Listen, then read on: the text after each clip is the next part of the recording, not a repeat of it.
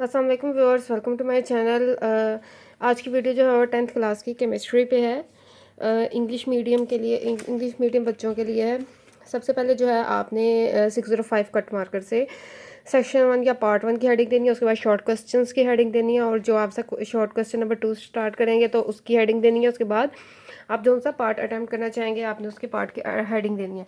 कोई डेफिनेशन वाला क्वेश्चन है तो आपने उसकी हेडिंग बना देनी है। जैसे यहाँ पे डेफिनेशन है रिएक्टेंट्स एंड प्रोडक्ट्स की, तो उसकी हेडिंग बना दी और उसके बाद उसकी डेफिनेशन जहाँ पे हेडिंग ऐड हुई वहीं से आपने उसकी डेफिनेशन स्टार्ट कर दी। और डेफिनेशन अगर 2-3 लाइंस की हो, शॉर्ट डेफिनेशन हो, तो फिर आपने उससे सेंटर में इन्वर्टेड कोमास में क्लोज करके लिखना है।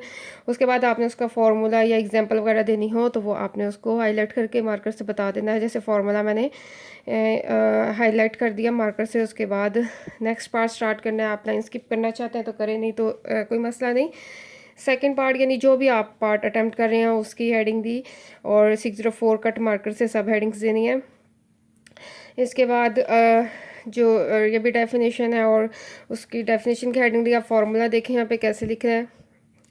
लेफ़्ट साइड को मार्कर से बोल्ड कर दिया, और बाकी ये क्योंकि ये लेंथी था इसलिए इसको इंक पेन से ही लिखा है। और फाइनल फार्मूला जो है वो भी मार्कर से हाईलाइट किया और डेफिनेशन देके इन्वर्टेड कोमा में क्लोज कर देनी है आपने।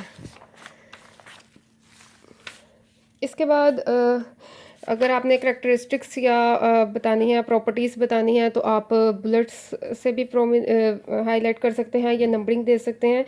और यहाँ पे देखें मैंने करेक्टरिस्टिक्स जो थी उसकी वो ज़रा स्मॉल थी, तो फिर इतनी लेंथी नहीं थी, तो मैंने उसमें थोड़ी सी यहाँ पे स्पेस दे दी है लेफ़्ट साइड पे, और बुलेट से जो है उसको पॉइंट आउट किया। उसके बाद नेक्स्ट पार्ट जो है इसमें न्यूट्रल की डेफिनेशन है, तो इसमें जो कीवर्ड्स वगैरह हैं वो मैंने पॉइंट से हाईलाइट कर दिए हैं, सॉरी मार्कर से, ताकि एग्जामिनर जो है वो क्विक वे में देख ले कि आपने इसमें इम्पोर्टेंट जो बातें हैं वो आपने सारी डिस्कस की हुई हैं। अगर किसी क्वेश्चन की हेडिंग नहीं बन पा रही है, जैसे कोई क्वेश्चन है एक्सप्लेन करने वाला पूछा गया, आप उसके बारे में बताएं, तो आप आंसर की हेडिंग दे दें और उसके बाद उसका आंसर एक्सप्लेनेशन जो है वो लिख दें। और ये देखें इस तरह के जो केमिकल फार्मूले हैं वो आपने कैसे लिखने हैं। मार्कर से मैंने लिखे हैं, अल्फ़ाबेट्स और इंक पेन को साथ यूज़ किया है। उसके बारे में लिखा है मैंने। इसके बाद क्वेश्चन नंबर 2 कंप्लीट हो गया। 3 या 4 जो स्टार्ट करना है आपने एंडिंग लाइन लगा दी। और हमेशा मैं आपको बताती हूँ कि ये जो हेडिंग्स के अंदर के नीचे जो मैं अंडरलाइन करती हूँ और मार्जिन लाइंस की जो लाइनिंग लगाती हूँ, ये मैं हमेशा एंड में करती हूँ, साथ साथ नहीं करूँगी। साथ साथ करेंगे तो आपका जो है टाइम वेस्ट होगा। तो आराम से आप पेपर अटैम्प्ट करते जाएँ। उसके बाद एंड में लास्ट 5 मिनट्स या 2-3 मिनट्स में आप जो है पहले हेडिंग्स को अंडरलाइन कर लें और उसके बाद मार्जिन लाइंस लगा लें। लगती हैं तो ठीक है, नहीं तो कोई मसला नहीं अगर रह भी जाएंगी। और उसके लिए भी मैंने आपको बताया हुआ है कि आप शीट को फोल्ड कर लिए करें ताकि आपके लिए एक मार्जिन बन जाए और आप उसके अंदर अंदर रह के लिख लें। ठीक है, इस तरह यहाँ पे देखें। इसी तरह डेफिनेशन वाले क्वेश्चन को मैंने आपको बताया। डेफिनेशन जिसकी करनी हो उसकी आप हेडिंग बना लें और उसकी डेफिनेशन इन्वर्टेड कॉमास में लिखना है। कोई भी एग्जांपल फार्मूला वगैरह लिखना है मार्कर से हाईलाइट कर दें। ठीक है, इसके बाद देखें स्ट्रक्चर बताना था इनका। अब ये देखें इन दोनों के स्ट्रक्चर बताने थे, तो मैंने नंबर 1 नंबर 2 नंबरिंग करके दोनों के अलग से यहाँ पे स्ट्रक्चर बता दिया। ठीक है, इसके बाद फार्मूला बताना था इसका। तो ये देखें इसमें कीवर्ड्स जो है वो मैंने हाईलाइट कर दिए, बाकी जस्ट एक्सप्लेनेशन है।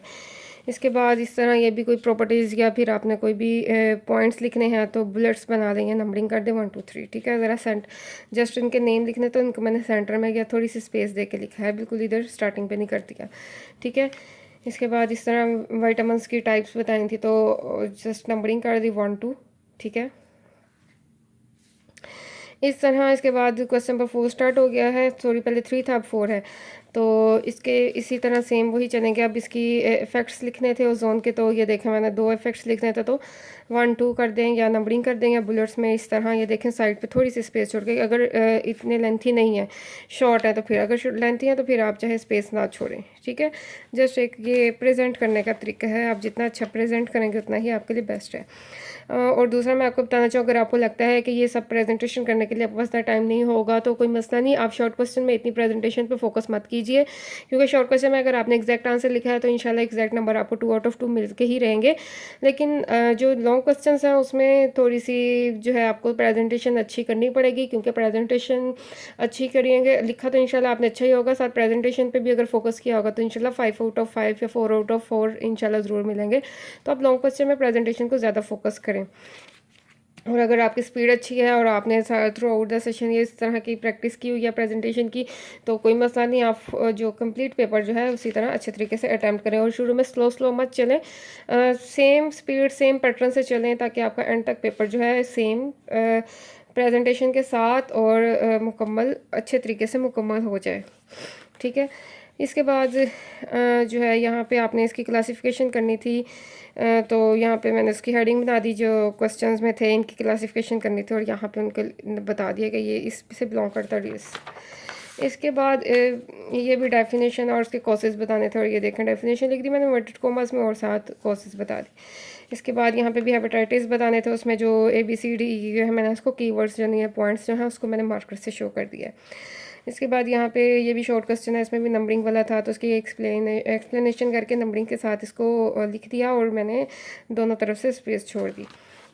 इसके बाद आ जाते हैं लॉन्ग क्वेश्चंस की तरफ। पार्ट 2 की हेडिंग दी, लॉन्ग क्वेश्चन की हेडिंग दी और क्वेश्चन नंबर 5 का पार्ट 1। ठीक है, इतना जिनकी प्रैक्टिस हो और जो अपने टेस्ट वगैरह प्री बोर्ड्स एग्जाम्स वगैरह में इस तरह करते रहे हो, उनके लिए बिल्कुल मुश्किल बात नहीं है। जो आपको देख के लगता है कि ये बहुत टाइम लेगा, तो ये फिर आपकी प्रैक्टिस पर डिपेंड करता है। अगर आप फर्स्ट टाइम इस तरह वीडियो देख रहे हैं या आपने प्रैक्टिस नहीं की है, तो मैं आपको बिल्कुल सजेशन नहीं दूंगी कि आप इतना इस पे प्रेजेंटेशन पे फोकस कर पाएंगे, क्योंकि एग्ज़ाम्स आपके सर पर हैं। लेकिन एग्ज़ाम्स के बाद आपने क्योंकि फ़र्दर स्टडी भी करनी है, तो मैं आपको सजेशन दूंगी कि आप जो आपकी छुट्टियाँ होंगी एग्ज़ाम्स के बाद और जो आपका थ्रू आउट द सेशन चलेगा, उसमें आप इस तरह ज़रूर प्रैक्टिस करते रहें टेस्ट वगैरह में, एग्ज़ाम्स वगैरह में, ताकि जब आप बोर्ड में बैठें तो आपके लिए ये एक आर्ट और बच्चों वाला खेल हो, आपको बिल्कुल भी मुश्किल ना लगे। ठीक है, और विद इन टाइम आप इसे कंप्लीट कर पाए, और ये ऐसा पॉसिबल है, कोई मुश्किल बात नहीं है। ठीक है, ये पार्ट 2 नाउ क्वेश्चन है। अब ये इसमें था कंपैरिजन वाला या डिफरेंशिएट वाला जो क्वेश्चन है उसको मैंने चूज़ किया ताकि आपको बता सकूँ ये आपने कैसे अटैम्प्ट करना है। अब ये देखें, इन दोनों की हेडिंग दे दी, ये एंड ये लाइंस जो बॉक्स वगैरह आपने फ़ौरन नहीं बनाना, आपने आराम से एंड में बना लें, या फिर इसका साथ ही आप बनाना चाहें तो बना लें, लेकिन पहले आप लिख लें। आप शीट को जो है इस तरह सेंटर से बिल्कुल फोल्ड करें तो आपके लिए एक लाइन बन जाएगी।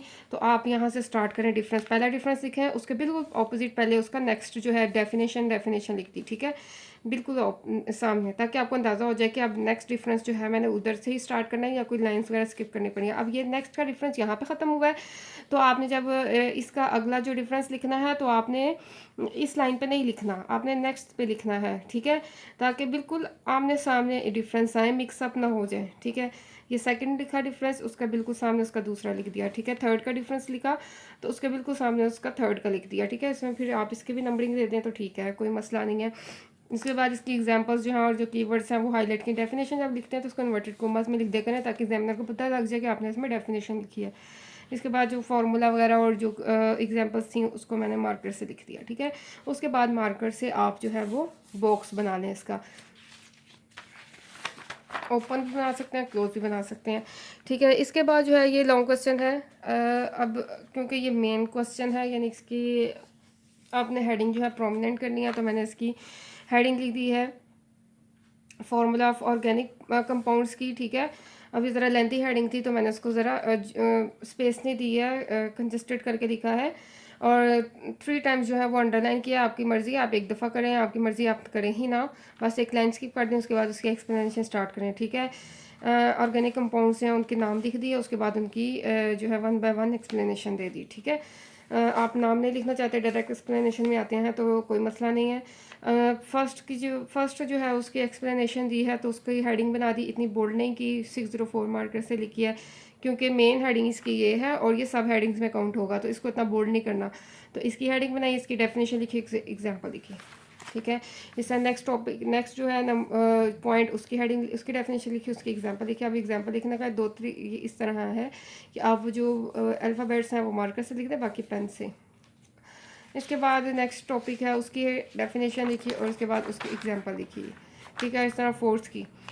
अब इसमें भी देखना है इसमें कैसे लिख सकते हैं आप, चाहे अल्फ़ाबेट्स को मार्कर से लिख लें और ये जो इसके साथ आपने जॉइनिंग करनी होती है, कंपाउंड्स बनाने होते हैं, वो आप पेन से कर लें, और या फिर आप इस तरह कर लें। जॉइनिंग और जो कंपाउंड्स जो आपस में इनको आपने कनेक्ट करना होता है वो आप मार्कर से कर लें, अल्फ़ाबेट्स आप पेन से लिख लें। देखना है आपको जो सी चॉइस जो है बेस्ट लग रही है। इसके बाद क्वेश्चन एंड हो गया, मैंने एंडिंग लाइन लगा दी। इसके बाद क्वेश्चन नंबर 7 है, उसका पहले मैंने बी पार्ट अटैम्प्ट किया है, यानी कि कोई मसला नहीं है। अगर आप क्वेश्चन नंबर 7 जो भी क्वेश्चन लॉन्ग क्वेश्चन अटैम्प्ट करें, ए पहले अटैम्प्ट कर लें, बी पहले अटैम्प्ट कर लें, कोई मसला नहीं, लेकिन आपने आगे पीछे इकट्ठे अटैम्प्ट करने हैं। इसके बाद इसकी मेन हेडिंग जो है वो लिख ली। अभी हेडिंग थोड़ी लेंथी थी तो उसको मैंने बिल्कुल सेंटर में नहीं किया, मैंने बिल्कुल स्टार्ट से ही स्टार्ट किया, ताकि ये ना हो कि यहाँ से मैं लिखना शुरू करूँ और वो यहाँ पे ख़त्म ही ना हो। ठीक है, हेडिंग्स देख लें कि वो लेंथी है तो आपने उसको कैसे मैनेज करना है। ठीक है, और अगर आप सेंटर से लिखना शुरू करें और हेडिंग ख़त्म नहीं हो रही तो आप उसके बिल्कुल नीचे लिख लें, उसको कंप्लीट कर लें। इसकी एक्सप्लेनेशन लिखी, अब एक्सप्लेनेशन देकर क्योंकि इसकी एक्सप्लेनेशन लेंथी थी तो मैंने इसके 2 पैसेजेस बना लिए। ठीक है, पैसेजेस में डिवाइड कर लिया करें, मुसलसल लिखते ना जाया करें। अब इसमें डायग्राम थी, डायग्राम मैंने इसलिए क्वेश्चन पिक किया कि अगर कोई डायग्राम वाला क्वेश्चन आ जाए तो आपने उसे कैसे अटैम्प्ट करना है। अब ये देखें, आई एम पेन से मैंने पहले ड्रॉ किया, उसके बाद जो है वो इसकी जो मार्जिन समझने, इसके जो मार्जिन होते हैं उसको मैंने मार्कर से बोल्ड कर दिया। ठीक है, और इसके जो पॉइंट्स हैं वो मैंने मार्कर से लिख दिए। आप पहले मार्कर से पॉइंट्स लिख लें, उसके बाद आप स्केल पकड़ें और एरो साइन सारे लगाते जाएं। ठीक है, इसके बाद ए पार्ट है, ए पार्ट की भी मेन हेडिंग जो है वो मैंने बोल्ड करके लिख दी 605 से। उसके बाद उसकी एक्सप्लेनेशन लिखी, उसमें जो कीवर्ड्स हैं उसको मैंने पॉइंट्स मार्कर से हाईलाइट किया। उसके बाद उसमें जो सब हेडिंग्स हैं वो मैंने 604 कट मार्कर से लिखी हैं, इतनी प्रोमिनेंट नहीं की हैं। ठीक है, इसमें देखें केमिकल फार्मूला में केमिस्ट्री में कैसे लिखना है। ठीक है, कट मार्कर से ही मैंने लिखा है और इसमें थोड़ा सा इंक पेन को भी इन्वॉल्व किया क्योंकि कंप्लीट मैंने मार्कर से नहीं शो किया। और उसके बाद इस तरह सब हेडिंग्स जो हैं वो आप 604 कट मार्कर से लिखते जाएं। अब ये देखें मैंने क्या किया है, अब इसकी हेडिंग चूँकि शॉर्ट थी तो मैंने यहाँ पे ख़त्म की तो यहीं से स्टार्ट कर दिया। अब इसकी हेडिंग लेंथी थी, फुल जो है वो लाइन उसने कवर कर लिया है, तो मैंने उसके बिल्कुल नीचे नहीं लिखा था क्योंकि अगर मैं मार्जिन लाइन लगाती, इसके नीचे अंडरलाइन लगाती तो वो इसको कट कर जाता। ठीक है, फिर गंदा सा लगना था, तो इसे मैंने एक लाइन स्किप कर दी थी ताकि जब उसको अंडरलाइन करूँ तो ये आपस में मिक्सअप ना हो। ठीक है, इसके बाद इसी तरह इसके भी मैंने जो है एक लाइन स्किप कर लिया, और ये आपकी चॉइस, आपकी मर्ज़ी है, आप यहाँ से स्टार्ट करें। इसके बाद ये फ्लो चार्ट है, ये डायग्राम है, शीट डायग्राम है, उसको मैंने इस तरह देखें ड्रॉ किया। पेन और इंक पेन इंक पेन और मार्कर दोनों को यूज़ किया है। एरो साइंस जो है वो मैंने मार्कर से लगाए हैं और लिखा भी मार्कर से, और उसके बाद बीच में जो एक्सप्लेनेशन है वो इंक पेन से दी है। और वीडियो पसंद आई तो ज़रूर लाइक और शेयर करें। डियर्स, जो आप लोगों को जो जस्ट एक सजेशन देना चाहूँगी, अगर आपकी स्पीड स्लो है और आप कंफ्यूज हैं कि हम पेपर में ऐसे ही अटैम्प्ट करेंगे तो हमारा पेपर इनकम्प्लीट रह जाएगा, तो ऐसा पॉसिबल है कि अगर आपकी वो प्रैक्टिस नहीं है तो ऐसा हो सकता है। तो इसलिए मैं आपको सजेशन दूंगी, आप जो है अगर आपके पास ये आपके साथ ये इश्यूज़ हैं, प्रैक्टिस नहीं है आपकी और आपकी इतनी स्पीड नहीं अच्छी है, तो आप बिल्कुल भी जो है स्टार्ट में बिल्कुल स्लो और इस तरह प्रेजेंटेशन लेके मत चलें। ये ना हो कि आपके एंड में पेपर इनकम्प्लीट रह जाए। ठीक है, तो आप क्या करें, आप शॉर्ट क्वेश्चन पे इतनी प्रेजेंटेशन की चाहे फोकस ना करें, जस्ट आप क्वेश्चन पर ये इतनी मेन हेडिंग दे दें, उसके बाद आप जो है वो शॉर्ट क्वेश्चन की इतनी प्रेजेंटेशन या हेडिंग नहीं देना चाहते तो कोई मसला नहीं है, ना दें। अगर आपको अच्छा आपने एग्जैक्ट लिखा तो आपको नंबर फुल मिलेंगे ही। ठीक है, तो आप जब लॉन्ग क्वेश्चन की तरफ आएँ तो फिर मैं आपको ज़रूर एडवाइस दूंगी, लॉन्ग क्वेश्चंस पे आप ज़रूर प्रेजेंटेशन पे फोकस करें, उसको ज़रूर इस तरह अटैम्प्ट करें ताकि आपके full out of full marks आ सकें। ठीक है, और किसी तरह की कमी ना रह सके। अगर आपने प्रैक्टिस करेंगे, प्रैक्टिस कर चुके होंगे और इस तरह अटैम्प्ट करें तो आपके लिए कोई मसला नहीं है। और टाइम मैनेजमेंट पर ज़रूर अपना लेकर चलें, हर सब्जेक्ट का अपना जो टाइम जो आपको गिवन होगा 2 आवर्स हैं या 3 आवर्स हैं, उसको डिवाइड करें। इस पर भी मैंने काफ़ी सब्जेक्ट्स की सब्जेक्ट से रिलेटेड ये वीडियोस बनाई हुई हैं, टाइम मैनेजमेंट की, इंग्लिश, उर्दू, ठीक है, पाक स्टडी, इस्लामियात, मैथ्स की। तो आप इसके भी अगर मुझे टाइम मिला तो मैं ज़रूर अपलोड करूँगी, नहीं तो आप अपने लिए खुद ज़रूर टाइम डिवाइड कर लें और वहाँ से गाइडलाइन ले लें टाइम मैनेजमेंट वीडियोस से। ठीक है, शॉर्ट क्वेश्चंस की टाइम मैनेजमेंट करें, लॉन्ग क्वेश्चन की टाइम मैनेजमेंट करें, ताकि आप जो है हर क्वेश्चन को उसके मार्क्स के अकॉर्डिंग प्रॉपर टाइम और प्रॉपर लेंथ दे सके। अपना ख्याल रखिए, अल्लाह हाफिज़।